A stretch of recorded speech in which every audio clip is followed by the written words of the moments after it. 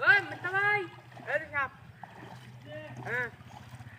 হ্যাঁ আছে রে কোন গরিব রে টাকা এটা ধরে দিছিস ওই জিটা ওই দে তো সাপ